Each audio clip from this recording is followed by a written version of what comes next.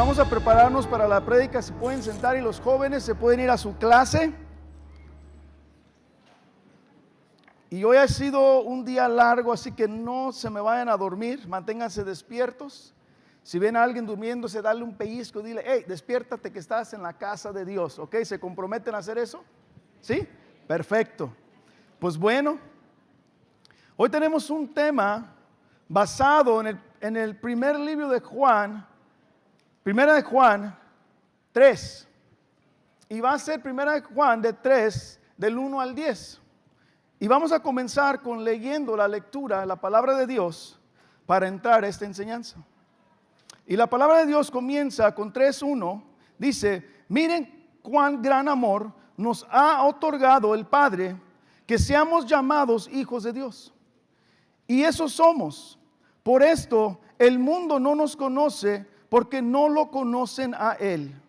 Amados, ahora somos hijos de Dios y aún no se ha manifestado lo que habremos de ser, pero sabemos que cuando Cristo se manifieste seremos semejantes a Él, porque lo veremos como Él es. Y todo el que tiene esta esperanza puesta en Él se purifica, así como Él es puro. Todo el que practica el pecado practica también la infracción de la ley, pues el pecado es infracción de la ley. Ustedes saben que Cristo se manifestó a fin de quitar los pecados, y en Él no hay pecado. Todo el que permanece en Él no peca, y todo el que peca ni lo ha visto ni lo ha conocido. Hijos míos, que nadie nos engañe. El que practica la justicia es justo, así como Él es justo. El que practica el pecado es del diablo, porque el diablo ha pecado desde el principio. El Hijo de Dios se manifestó con este propósito para destruir las obras del diablo. Ninguno que es nacido de Dios practica el pecado, porque la simiente de Dios permanece en él. No puede pecar porque es nacido de Dios. En esto se reconocen los hijos de Dios. Y los hijos del diablo: todo aquel que no practica la justicia no es de Dios, y tampoco aquel que no ama a su hermano. Esto fue la palabra de Dios. Ahora, Juan escribe esta carta porque algo está sucediendo allí. Y en el contexto histórico está pasando algo. Y los gnósticos vienen tratando de invadir y confundir, que lo lograron, algunos de los cristianos. Y los gnósticos estaban enseñando una mentira que para ellos era verdad. Ahora, ¿qué es el gnóstico o qué es el gnosticismo? Bueno, fue el filósofo Platón que influenció esta creencia. Ellos negaban la humanidad de Cristo y la deidad de Cristo. Los gnósticos sostenían poseer un conocimiento superior adquirido en la Biblia, no adquirido en la Biblia, sino en algo plano, místico, superior de la existencia. O sea, ellos no creían en la Biblia. Era algo místico su conocimiento. Y ellos se ven a sí mismos como una clase privilegiada, elevada sobre todos los demás por el conocimiento más elevado y profundo de Dios que según ellos han obtenido. Primero adoptan un dualismo en cuanto al espíritu y la materia de la materia. Los gnósticos aseguran que la materia es inherente, mala, y el espíritu es bueno. O sea que en otras palabras, el gnosticismo, una de sus creencias es que yo puedo pecar y pecar y pecar y pecar y pecar y no me va a pasar nada, me voy a ir al cielo. Porque el que está pecando es mi cuerpo y mi espíritu se mantiene puro, cual el único que se va al cielo es el espíritu y el cuerpo se queda. Esa es parte del gnosticismo y a muchos les conviene esa práctica. Puedes vivir como tú quieras. El gnóstico cree que el cuerpo físico de Jesús también que no es real, y sino que solo aparentaba ser físico y que su espíritu descendió en él en su bautismo, pero que el espíritu se le fue cuando se crucificó, porque el espíritu es bueno, el cuerpo es malo. Ahora, hoy vamos a aprender 3 puntos en estos versículos. El punto número 1 es llamados hijos de Dios, el verso 1 al 2. El punto número 2, purificados en esperanza, que es el verso número 3. Y el punto número 3, versos 4 y 10, la evidencia de tu ADN testifica de quién eres hijo. Eso es importante saber. Primera de Juan 3:1 nos dice, miren cuán amor nos ha otorgado el Padre, que seamos llamados hijos de Dios, y eso somos. Y esto el mundo no nos conoce porque no lo conocen a Él. Ahora aquí vemos un atributo de Dios mencionado por Juan. Y este atributo es parte de su carácter, amor, habla del amor. Y Dios demuestra ese amor hacia nosotros. Es un amor, pero no es cualquier amor. ¿Viste la palabra que usó Juan? Usó gran. Eso es lo que cambia un amor. Y este es un gran amor que es demostrado solamente cuando somos incluidos a la familia de Dios, sus hijos, ese gran amor. Y Juan usa esa palabra para magnificar ese amor, para demostrarte a ti y a mí que no es un amor normal. Y la palabra en su origen es agape. Y agape habla de un amor que solamente Dios puede dar a sus hijos, solamente a sus hijos. Un amor que es exclusivo para sus hijos. Y ese amor que solamente Dios nos puede dar, nadie más en este mundo lo puede replicar. Nadie te puede amar como Dios te ama a ti. Nadie puede amar como Dios ama a sus hijos y a sus hijas. Nadie. Es un tipo de amor que este amor de Dios es sobrenatural. No es un amor natural. No es un amor natural. Es un amor asombroso y es un amor que te sobrecarga con un peso asombroso, hermoso, porque ese es el amor de Dios. Ese es el amor de Dios. Es un amor permanente, no es un amor temporal. Dios te ama y te ama para siempre, en comparación al amor del mundo. El amor del mundo no es temporal, se termina. Se termina. Tus hijos te hacen enojar, no los amas igual que ayer. Tu esposa no te hizo caso, no te cocinó X, Y, ya no la amas igual que ayer. Porque nuestro amor es temporal, es condicional.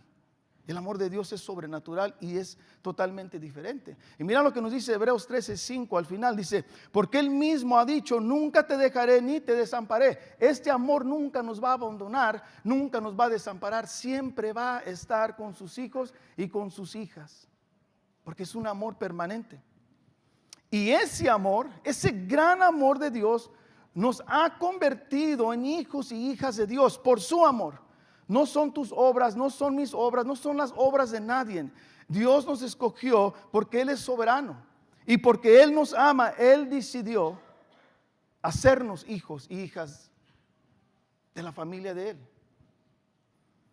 Y no es simplemente el hecho de llamarnos hijos y hijos de Dios. Y eso es más que suficiente.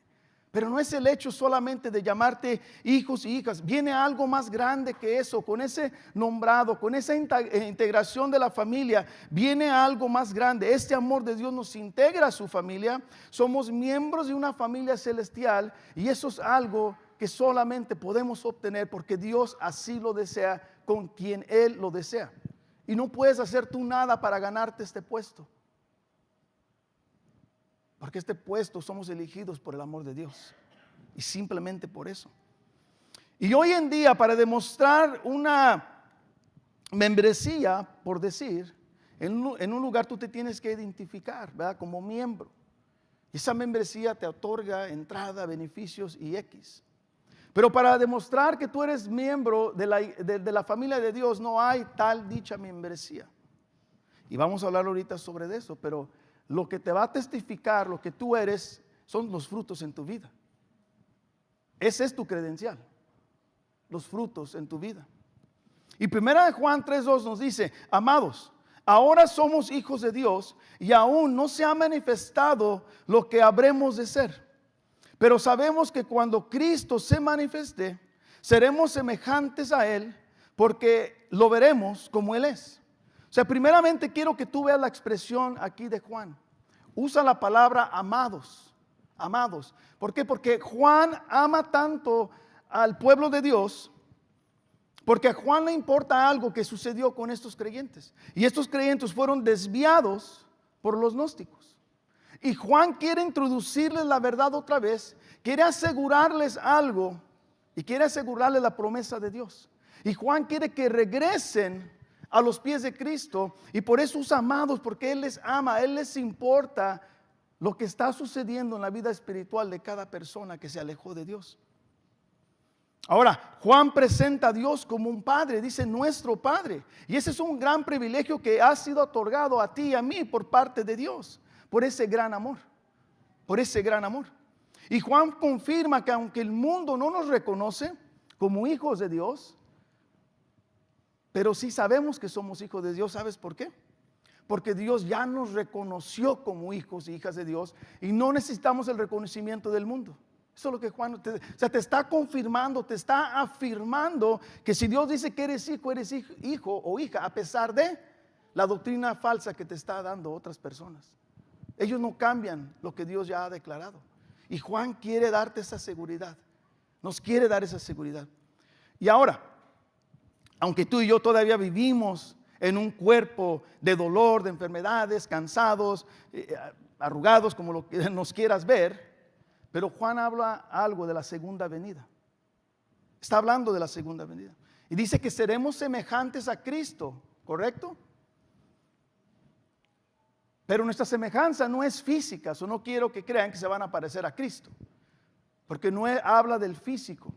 Nuestra semejanza será en lo puro, en la santidad, estaremos sin pecado. O sea que nuestra semejanza a Cristo es algo espiritual. Puros, santos, como Él es. Y como hijos de Dios, nuestra esperanza está en el regreso de Cristo, o debería estar en el regreso de Cristo. Porque somos hijos e hijas y queremos ver a papá. Debe haber ese anhelo. Y Juan nos enseña algo en el verso 3 y dice: y todo el que tiene esta esperanza puesta en Él se purifica, así como Él es puro. Aquí viene lo importante de conocer realmente la palabra de Dios, lo que significa santidad, lo que significa ser puro. Y el verso 3 nos confirma algo muy importante, que es donde comienzo yo mi enfoque de la prédica. Mientras que esperamos el regreso de Cristo, algo debe estar sucediendo en tu vida y en mi vida. Hay algo va a suceder o algo está sucediendo. El que cree en Jesús, el que tiene toda la esperanza en su resurrección, estamos ansiosamente esperando su regreso. Es correcto. Pero mientras que esperamos, no vivimos en un estado normal. Esa es la diferencia. No vivimos igual que el mundo, no imitamos al mundo, no deseamos lo que el mundo desea, nos alejamos del pecado, nos alejamos de las tentaciones. Eso es algo que se llama santidad progresiva. Progresivamente estamos siendo transformados, cambiados en la santidad de Dios.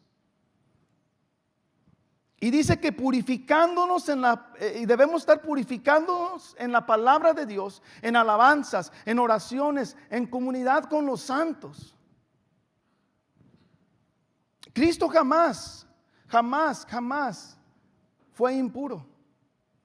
Cristo jamás pecó. De tal manera Él vivía en santidad y tú y yo debemos desear vivir en santidad como Él vivió.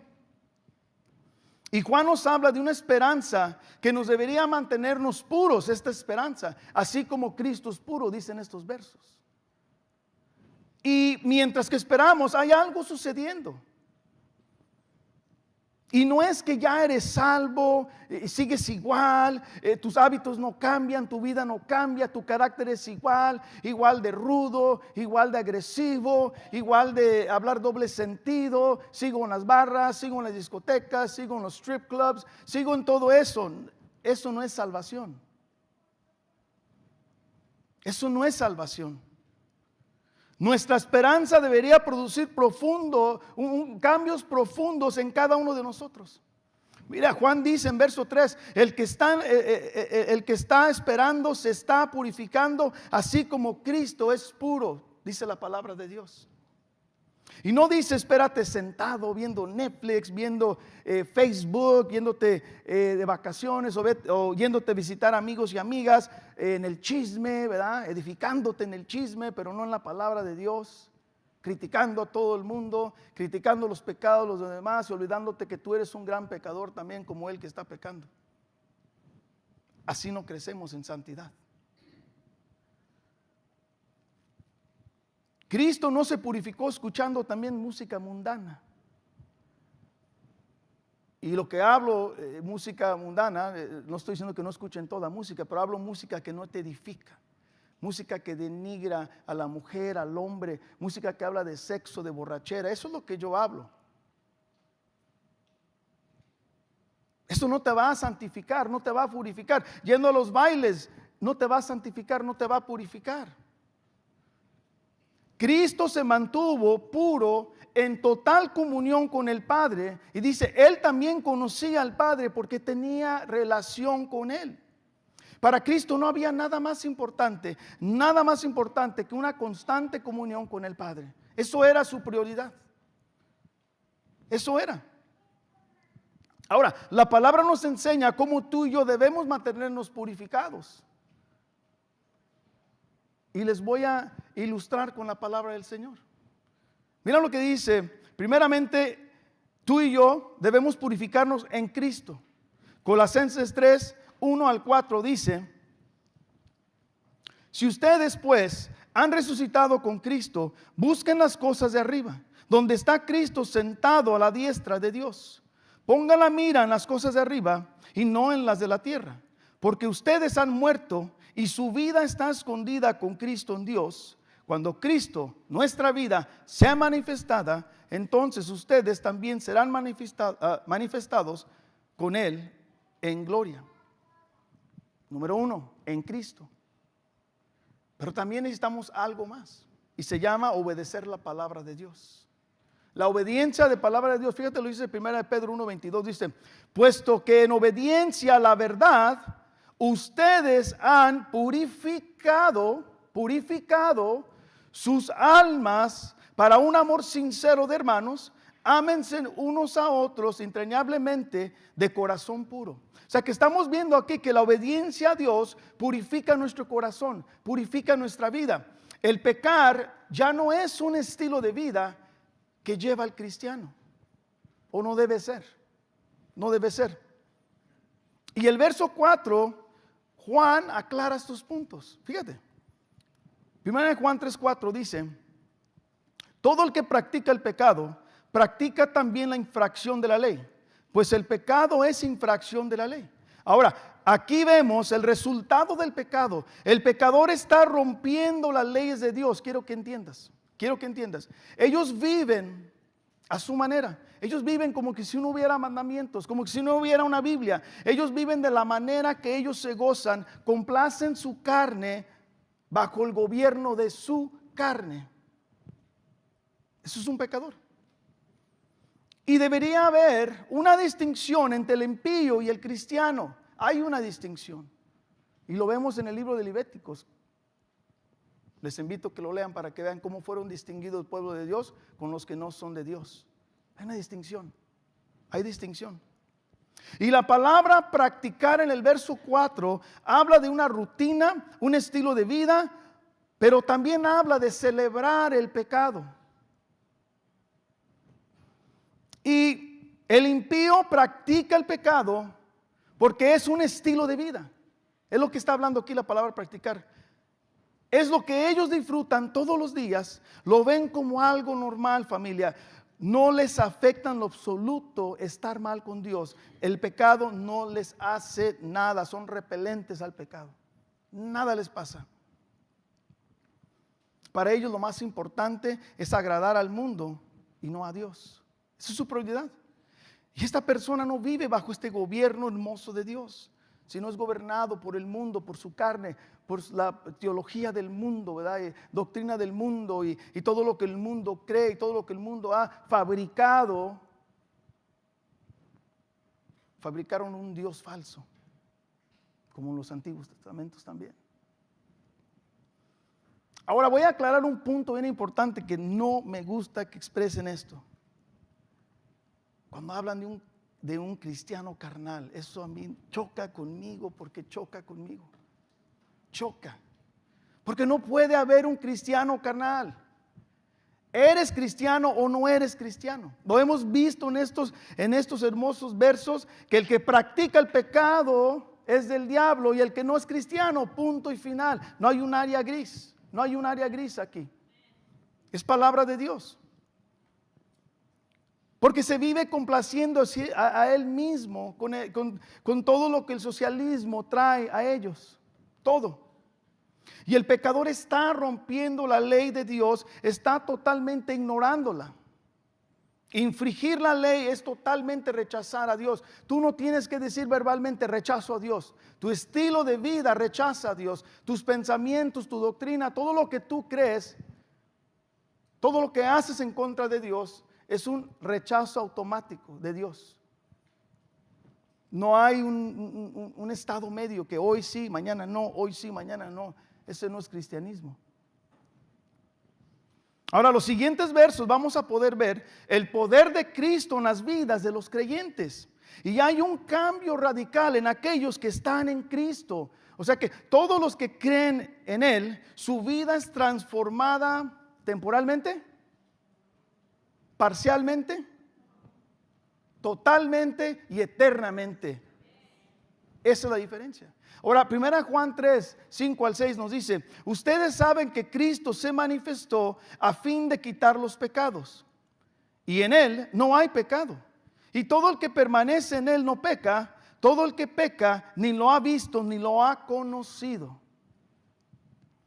Juan le está recordando a todos nosotros en el verso 5 el propósito de la manifestación de Cristo. Hay un propósito por qué se manifestó. Usó la palabra a fin de, y habla del propósito, el resultado de la manifestación. Y el propósito es fácil. Dice que Cristo manifestó, vino a remover los pecados. Entonces, en Cristo tú y yo no tenemos pecado. ¿Por qué? Porque Él es puro, porque Él es santo, hoy, siempre, siempre y siempre. Santo, santo, santo es Él. En griego la palabra quitar es ero. Y esta palabra es bien importante porque significa quitar de los ojos, quitar de la vista. Entonces, en Cristo tú y yo no tenemos pecado delante de Dios. Eso es importante. Cuando tú y yo presentemos delante de Dios, no ve pecado absoluto en nosotros por la obra redentora de Cristo Jesús. Y eso es importante, familia.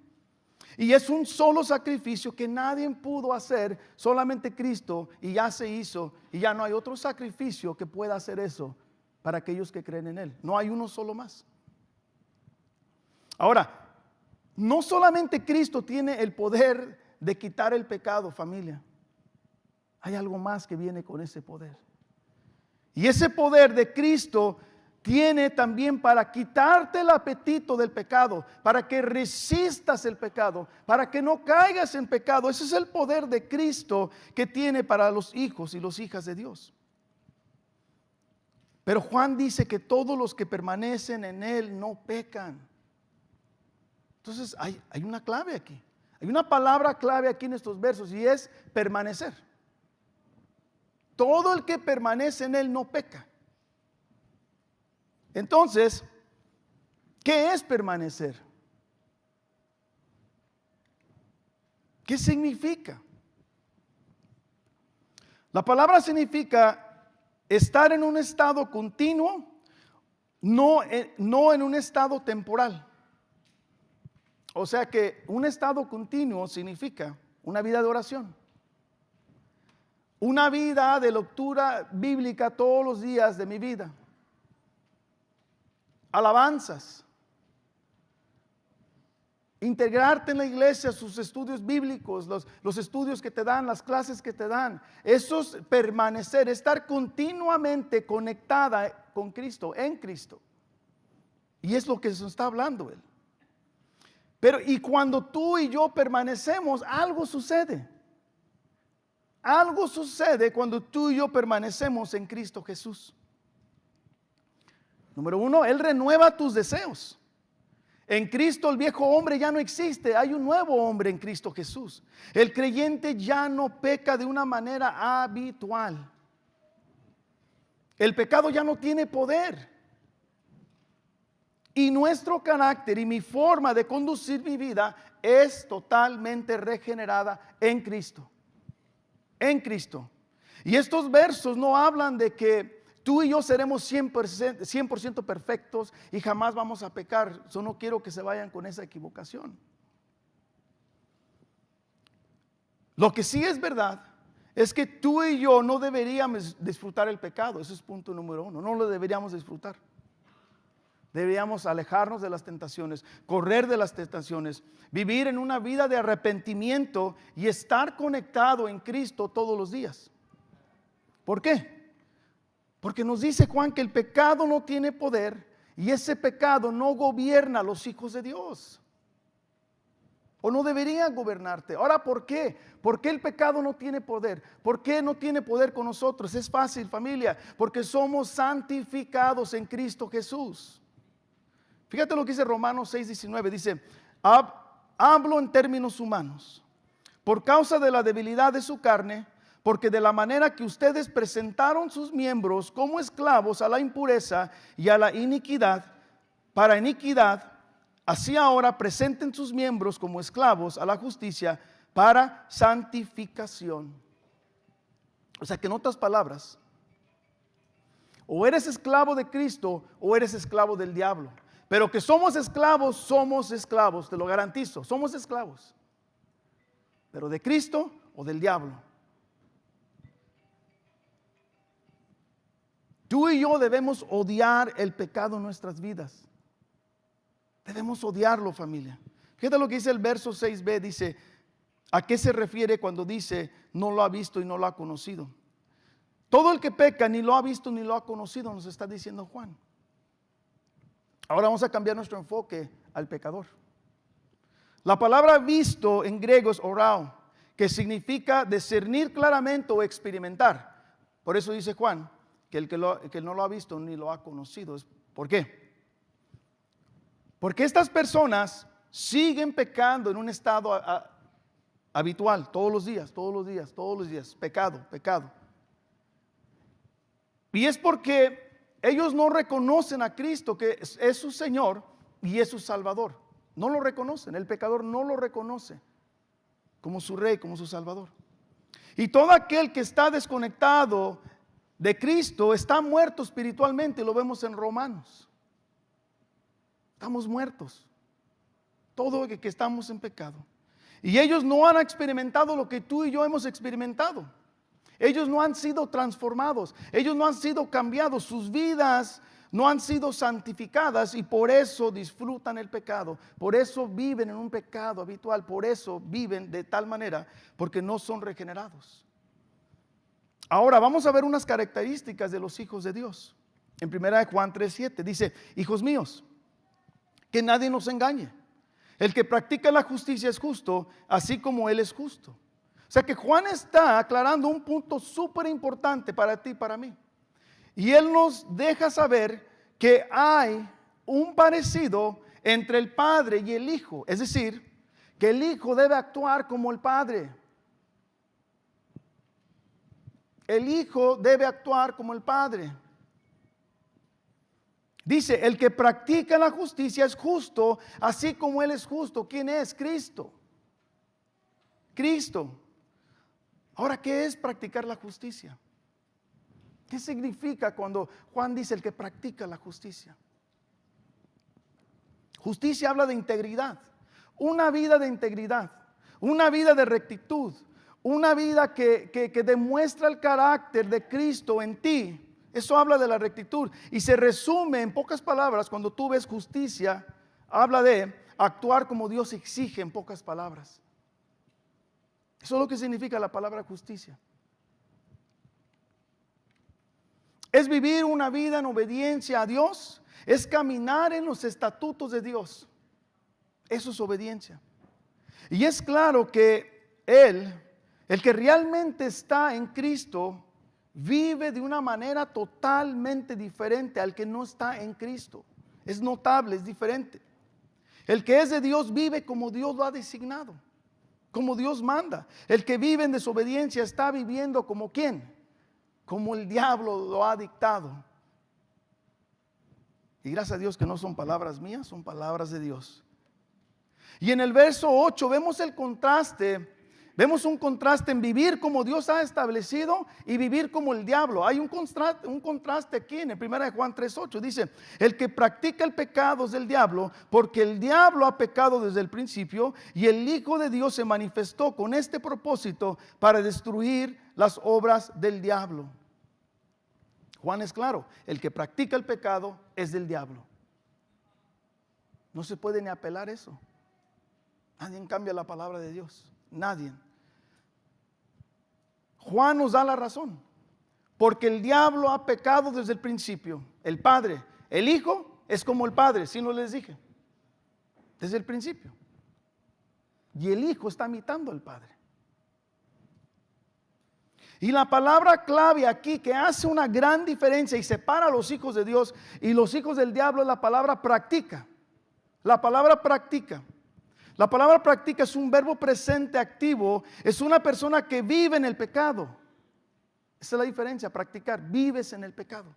Ahora, el pecado son acciones que violan la ley de Dios, la norma moral de Dios. Ese es el pecado, ese es el pecado. Y Juan está escribiendo sobre una tendencia habitual, quiero que entiendan, él está hablando de una tendencia habitual en el pecado, vivir en pecado. El pecador está actuando en contra de Dios, vive engañando él mismo, creyendo la mentira del diablo. Él cree que el diablo tiene la verdad, por lo cual rechaza la verdad de Dios. Y Juan dice que el que practica el pecado es del diablo, y vamos a enfocarnos en lo que significa practica. O sea que Juan es directo en este verso, familia. No hay duda en lo que Juan nos está enseñando en estos textos. Dice, el que practica el pecado es del diablo. Ahora, ¿estará diciendo Juan que todos nosotros que pecamos somos hijos del diablo? ¿Estará diciendo eso? ¿Estará diciendo Juan, en dónde quedan todos los que fueron santificados y regenerados en Cristo? ¿Dónde nos deja a nosotros entonces? Si pecamos, ¿somos hijos del diablo entonces? Gracias a Dios eso no es lo que está diciendo Juan. Vamos a ver qué está diciendo. La palabra clave que hace la diferencia y separa a los hijos de Dios con el hijo de diablos es practicar. Y Juan está hablando de una tendencia habitual, es decir, el que practica el pecado es del diablo. Si tú vives todos los días constantemente en pecado, sin arrepentirte, tú vives ese pecado, lo disfrutas y vives, y no hay arrepentimiento, tú lo estás practicando en una manera habitual. Y Juan dice que el que lo practica es hijo del diablo.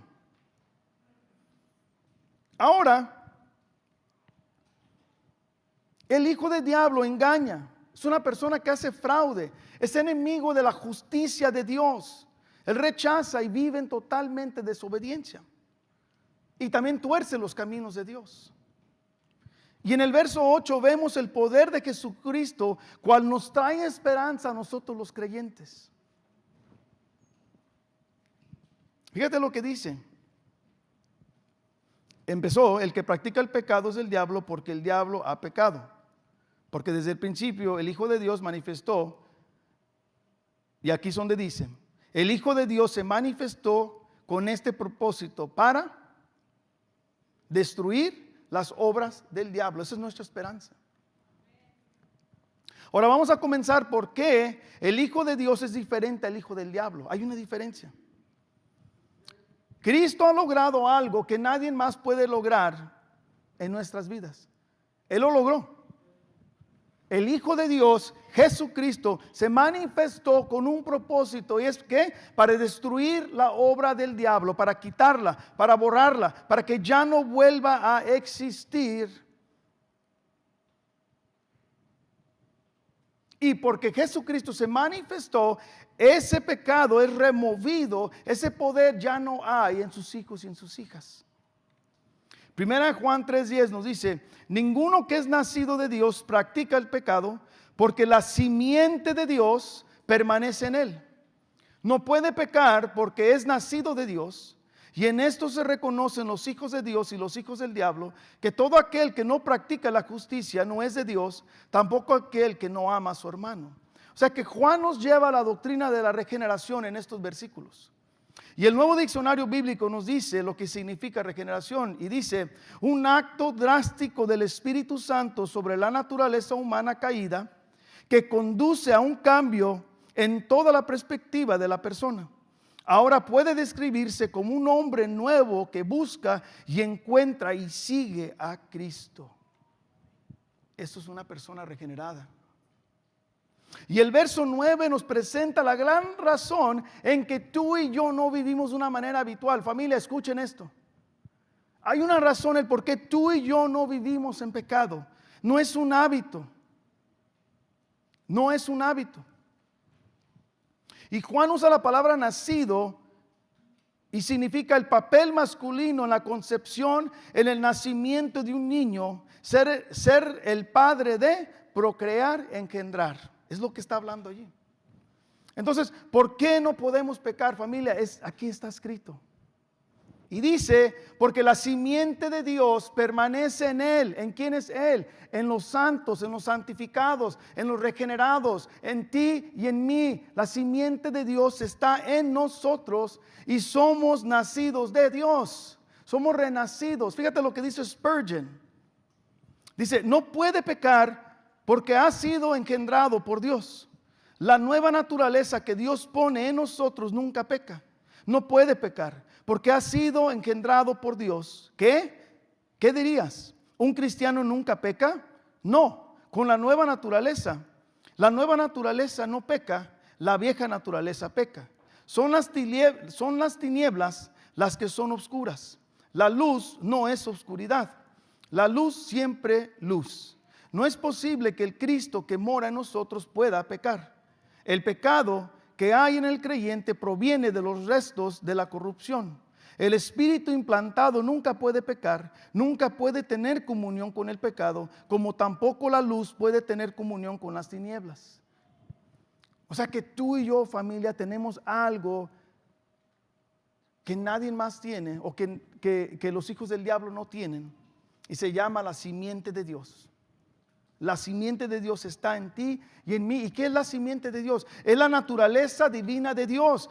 Segunda de Pedro 1:4 dice, por ellas él nos ha conocido sus preciosas y maravillosas promesas, a fin de que ustedes lleguen a ser partícipes de la naturaleza divina, habiendo escapado de la corrupción que hay en el mundo por causa de los malos deseos. O sea que la simiente es dada a cada creyente en el momento que tú y yo somos salvos. En el momento de nuestra salvación, la simiente está puesta en nosotros, familia. Fíjate lo que dice Juan 1:13, dice que no nacieron de sangre, ni de la voluntad de la carne, ni de la voluntad del hombre, sino de Dios. Familia, la naturaleza del Padre nos cambió, nos transformó, nos dio una mente nueva, deseos nuevos, un espíritu nuevo, un corazón nuevo por esa simiente que Dios nos ha dado. Ya no tenemos deseos de vivir en pecado. Ya no somos las mismas personas, vivimos para Cristo. Ya no somos para el mundo, familia. Ya no complacemos la carne. Nuestra vieja naturaleza es desechada en Cristo Jesús. Ya no somos los mismos, somos naturaleza nueva en Cristo, somos nuevos en Cristo. Y Romanos 6:6 dice, sabemos esto, que nuestro viejo hombre fue crucificado con Cristo para que nuestro cuerpo de pecado fuera destruido, a fin de que ya no seamos esclavos. En este nuevo nacimiento, familia, hay algo diferente en nosotros. Y los que no son renacidos, fíjate lo que dice Dios. Y en esto se conocen los hijos de Dios, en el verso 10b. Él cambia la mirada a los hijos del diablo, dejándonos saber cómo reconocerlos. Y dice su palabra, aquel que no practica la justicia no es de Dios, tampoco aquel que no ama a su hermano. O sea que Juan nos da algunas indicativas para reconocer los hijos del diablo. Y dice el que no practica la justicia y el que no ama. Son indicativos de que no son hijos de Dios. ¿Por qué? Porque Dios ama la justicia, porque Dios es justo y debemos vivir en justicia, dice su palabra de Dios. Entonces eso demuestra que tú y yo moralmente vivimos diferente. Vivimos conforme los estatutos de Dios, vivimos agradando a Dios. Y estas personas no viven para agradar a Dios, viven para agradar al mundo. Ahora pregúntate tú hoy en esta tarde,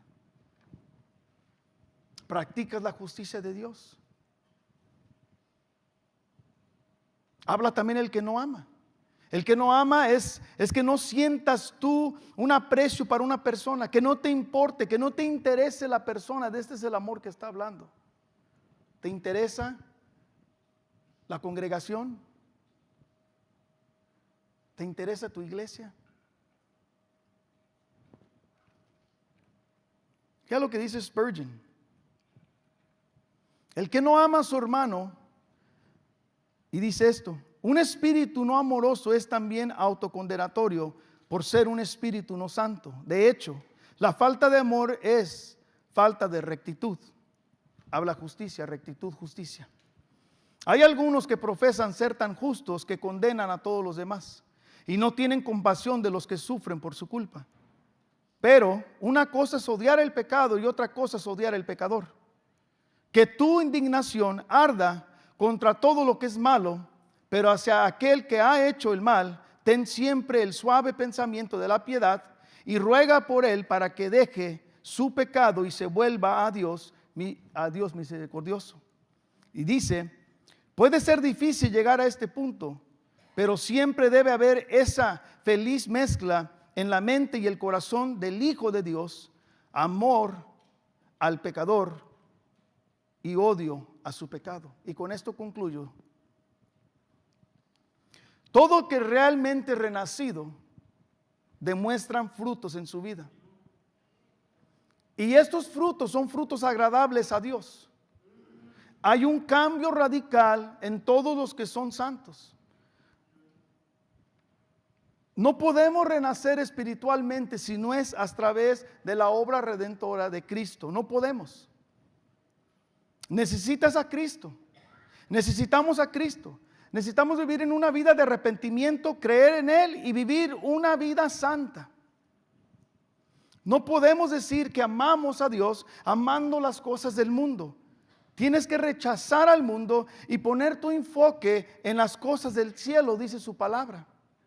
Y si todavía vives de la misma manera, creyendo que eres cristiano y viviendo totalmente desobediencia, te invito a que autoanalices tu vida hoy y compárala con lo que la Biblia dice y no con el hermano que está a tu derecha o a tu izquierda.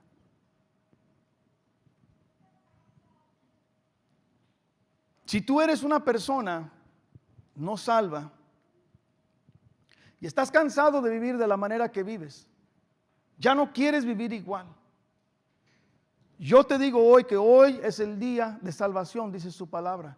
Hoy es el día, no es mañana, no es pasado mañana. Después que yo disfrute la vida loca, después que yo viva como yo quiera, luego me arrepiento y luego vivo. No, señores. Hoy es el día de salvación, dice su palabra. Y para eso, tú tienes que arrepentirte, tienes que creer en el Evangelio y tienes que entregar tu vida a Cristo. Yo te invito que si no comprendes lo que yo dije ahorita al final, y estás cansado de cómo estás viviendo, que busques a alguno de los pastores después de nuestro servicio para que hablemos más de este tema. Dios me los bendiga y vamos a seguir con nuestra cena. Gracias.